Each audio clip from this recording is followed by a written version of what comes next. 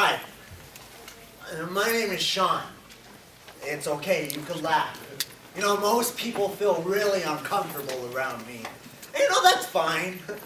I just felt like I should come here today to tell you about my life. See, my entire life I always felt like I was different. You know, I always felt like there was something wrong with me. You know, my entire life I always felt like I was living inside this tiny box with a closed-in window where I can see everybody else be free. While I had my limitations. These limitations. It wasn't until God showed me through Jamie, my first love, that we really shouldn't put any limits on ourselves, but more importantly, put limits on a limitless God.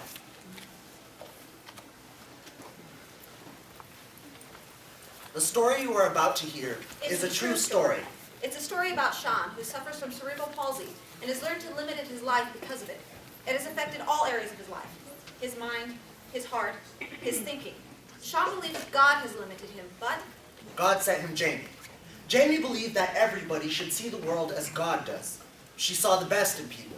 She saw the best in Sean and taught him about limitations. we serve a God with no limits. And if we are to receive all the Lord has in store for us, we cannot doubt his power. His goodness, his His love, love. in any situation. Sean, an original masterpiece. By Eddie James, Margaret Barreras, and Tony Romero. Okay, so this is how it happened. See, I was in the hallway at school, and that's when I dropped all my books on the floor. Now, see, for you, this isn't such a big deal, but, well, for me, this is a whole production. So, I'm standing there staring at my books, wishing I could use the force or something, when this beautiful girl comes out of nowhere and says, Can I help you? so I say, sure. So she picks up my books and she says, I can take him to your class. and I'm thinking, well, who am I to keep a pretty girl from carrying my books to class? So we get to my class and we sit down and she tells me that her name is Jamie. Like if I didn't already know. So I say, hi, my name is Sean. So the bell rings and, you know, she starts to walk off, and in my head I'm thinking, you know, good for you. You've done your good deed for the day. But that's when she turned around and said, Sean, tomorrow night, some of my friends and I are going skating. Do you want to come? oh, no, I'm fine. I really don't do so well on wheels, you know. That's okay. I'll help you. So I said, okay. So that night finally came, and her mom picked me up, and she took us to the roller skating rink. Now, I don't know who was more scared, me or the guy I handed my money to, saying, size 9, please. But Jamie helped me put on my roller skates, and, you know, for the most part, I just sat there and I watched everyone else skate. You see, it felt so good to be around other kids. You know, it felt good to be a part of something. And that's when Jamie skated up to me and said, Sean, come on. No, I'm cool. I'm cool. Come on, Sean. I'll help you. So I said, okay. You know, so we got into the roller skating rink, and you know, this foot went that way and the other foot went that way. Meanwhile, everyone's staring at us. I'm like, it's okay, everyone. I'm a professional. But with Jamie's help, we got around the roller skating rink twice. It was awesome. You know, when we were finally finished, her mom took me home, and as I was getting out of the car, Jamie said, Sean, tomorrow afternoon my parents are throwing a barbecue and everybody's coming swimming. Do you want to come? oh, no, you know, I'm not exactly flipper in the water, so. That's okay. I'll help you. So I went.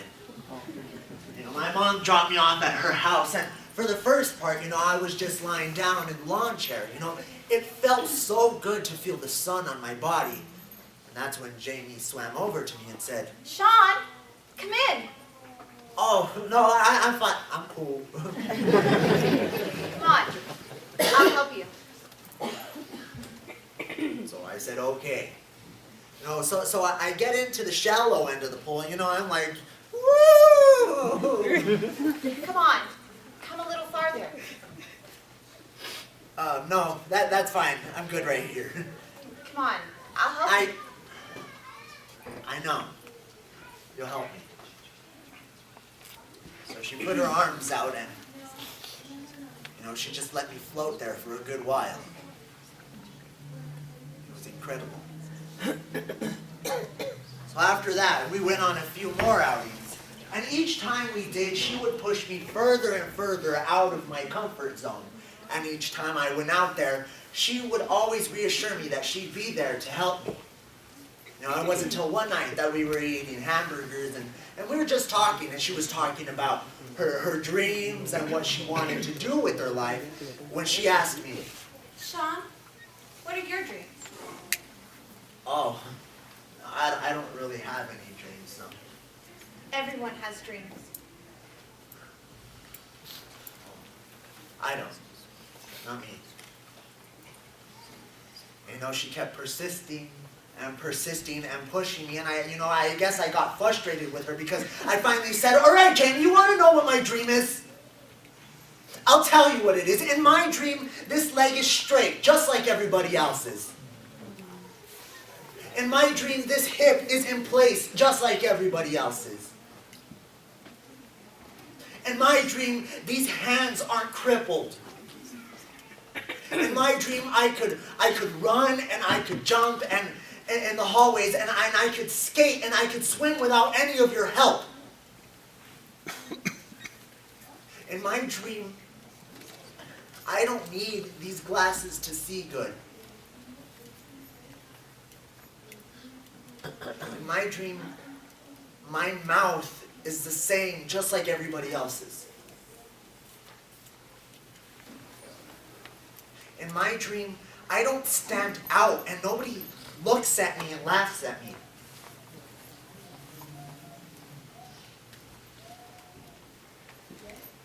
But then I realize it's just a dream. That's the dumbest dream I've ever heard. Well, you really sure do know how to make a crippled guy feel good. Sean, you don't get it. You're God's original masterpiece. No, Jamie, you don't get it. I'm a joke. Sean, all you're looking at is your outward appearance. You're setting your own limitations. God doesn't see what man sees. God sees the heart. We are created in His image. We are fearfully and wonderfully made. Amen. We are more precious than many sparrows. That's right. God is not limiting you. You are limiting yourself with your thinking and your attitude and your fear. And you've limited us. And I just can't do it anymore. I'm sorry.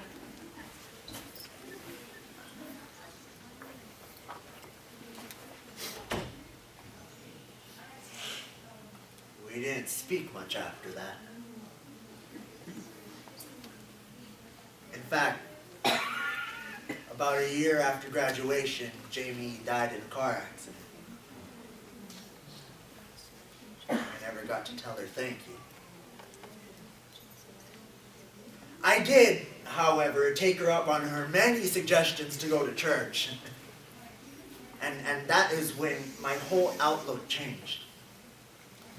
You see, it was there where I learned about Jamie and why she was the way she was.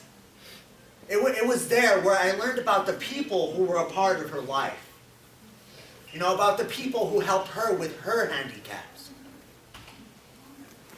So I stand here today and tell you that you are God's masterpiece. And even though you may not feel like it, and even though you may say, well, you don't know my handicap, I'll say, no, I don't. But what I can tell you is that God is looking at you right now, and He's saying, I will help you.